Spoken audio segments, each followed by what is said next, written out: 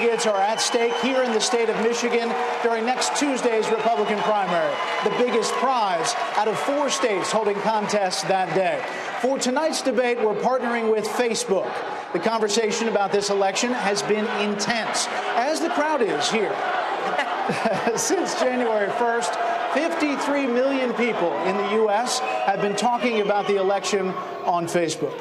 Tonight, there are just 4 candidates on the stage. Their position has been determined by their standing in an average of the 5 most recent national polls as recognized by Fox News and conducted and released by March 1st. Here they are. Businessman Donald Trump.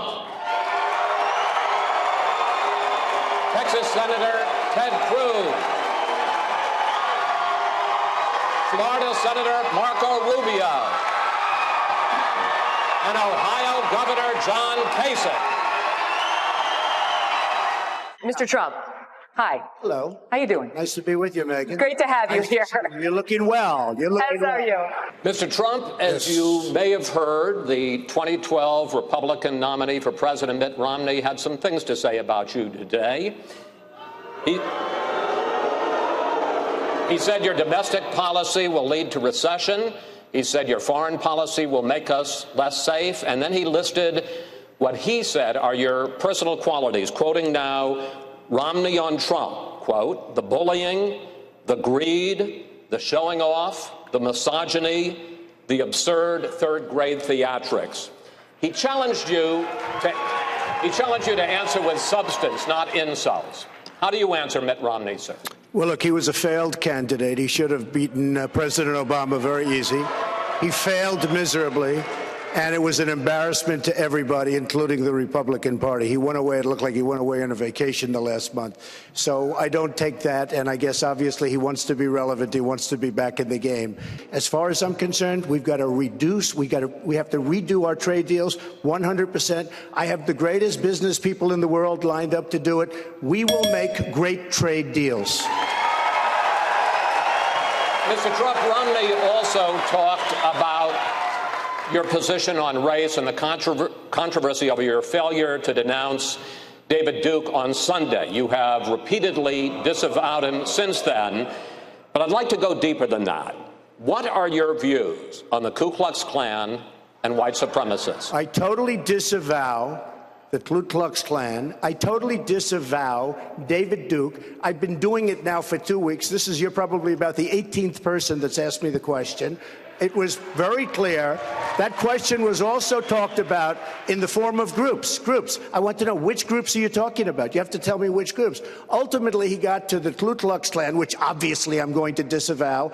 And by the way, if you look on my Twitter account, almost immediately after the program, they were disavowed again. You know, it's amazing. When I do something on Twitter, everybody picks it up, goes all over the place. But when I did this one, nobody ever picks it up. Take a look at my Twitter account. Thank you, sir. Okay, thank you. Thanks. Senator Rubio. Senator Rubio, 3 weeks ago, you said, quote, I don't do the personal attacks, primarily because it's not who I am, because I think it's beneath the office that I'm seeking, but also because I don't want to embarrass my kids. But in the past week, you've mocked Mr. Trump's tan.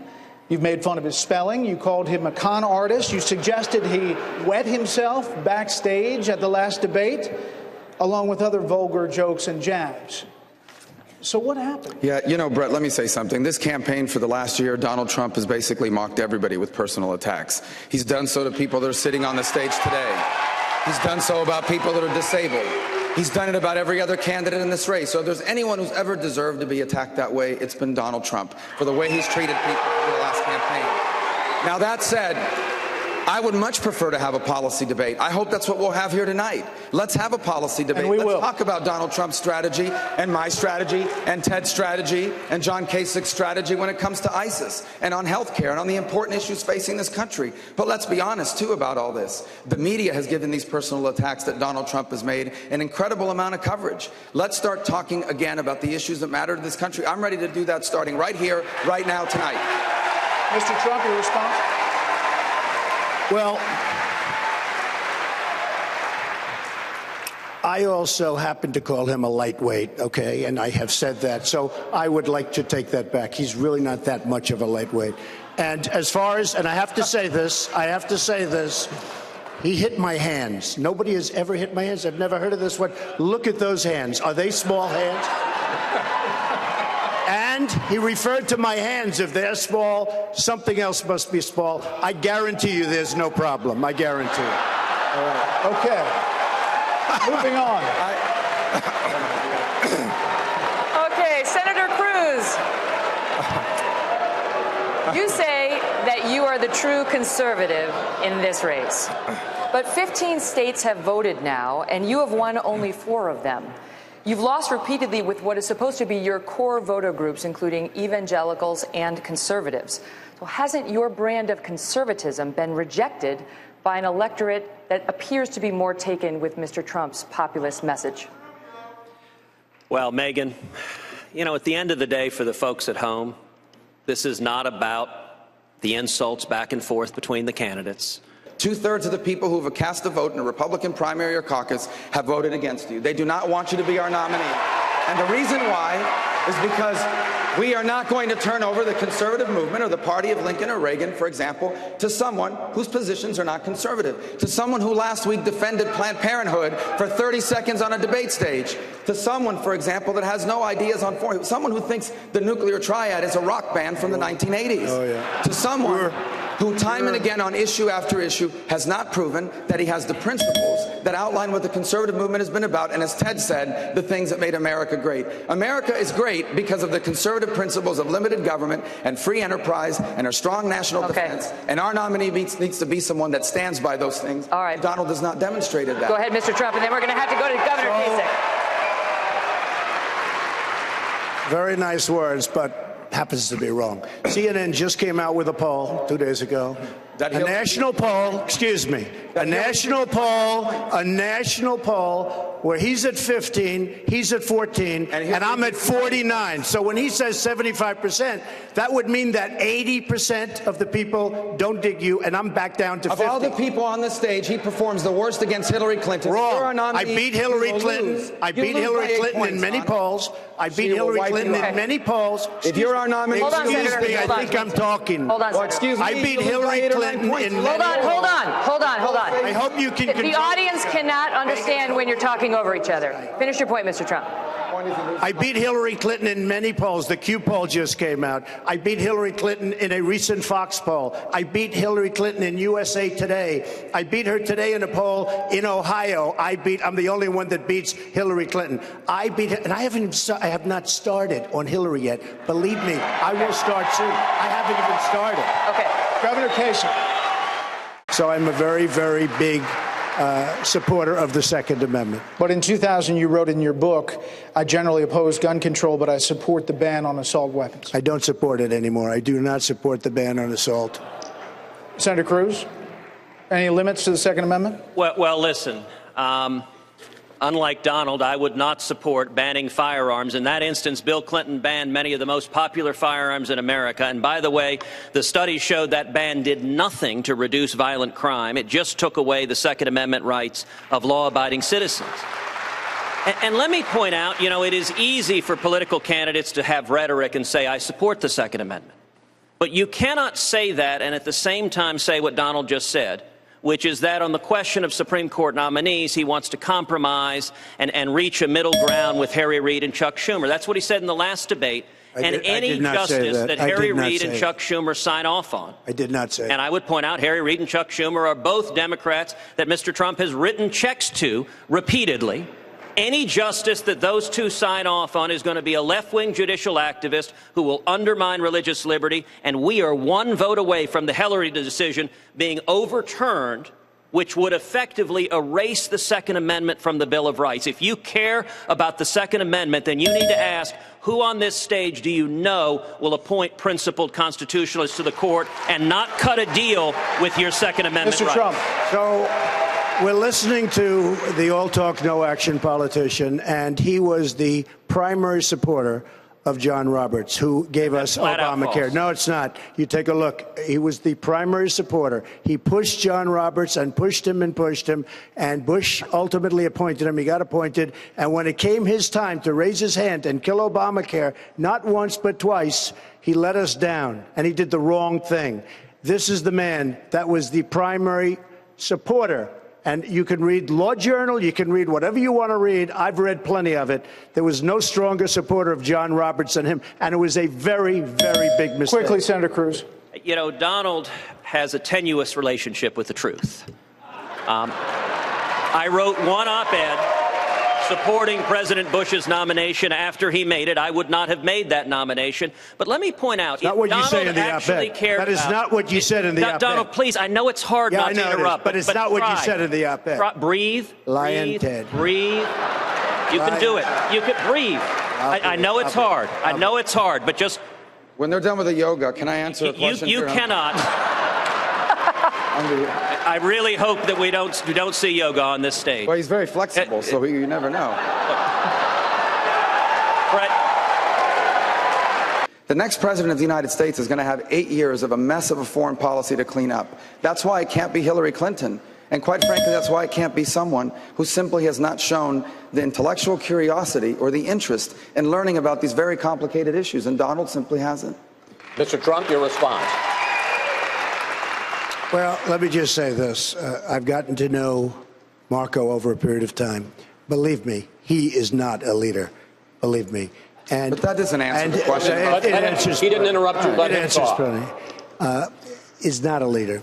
And frankly, when I say they'll do as I tell them, they'll do as I tell them. And it's very simple. It's very simple. We are in a very dangerous place. We have a depleted military, totally depleted. We have, by the way, our vets are treated horribly. We're going to take care of our vets. We're going to start taking care of our vets properly, like we should. But we're going to build up our military, and we're going to get the equipment we want, not the equipment that's sold to us by somebody that gave him and not the governor campaign contributions, okay? We're going to get the equipment that the generals and the soldiers want. I will prove to be a great leader.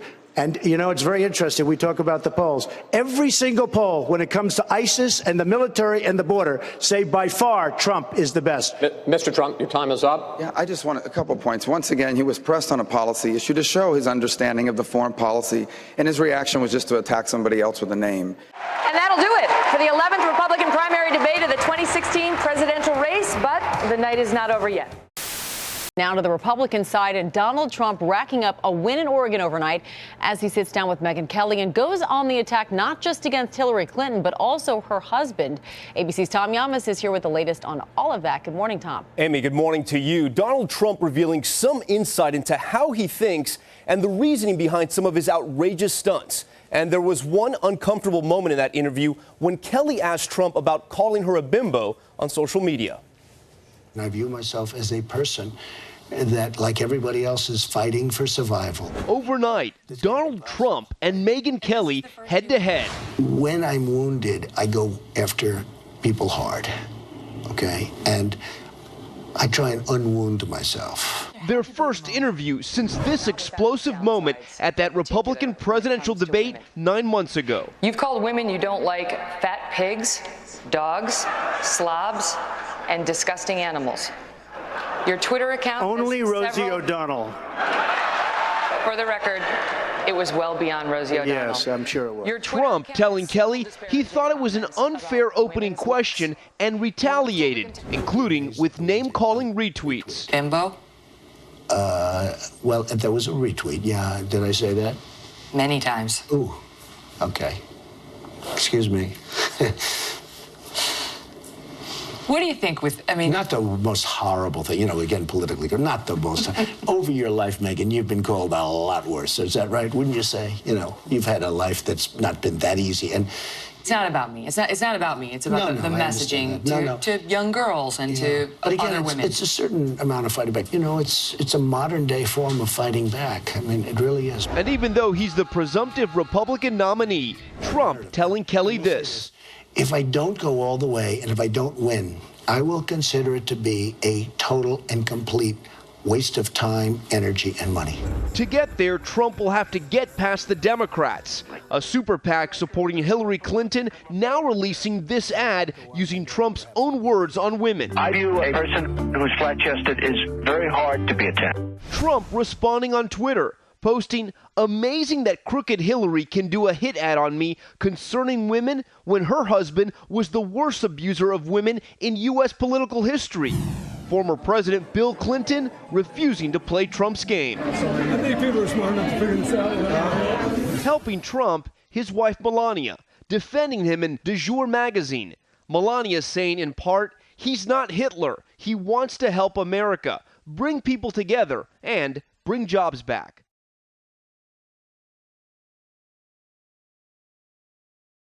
I'm not saying that Senator Sanders did something untoward when he voted to deregulate swaps and derivatives, but the fact is he did.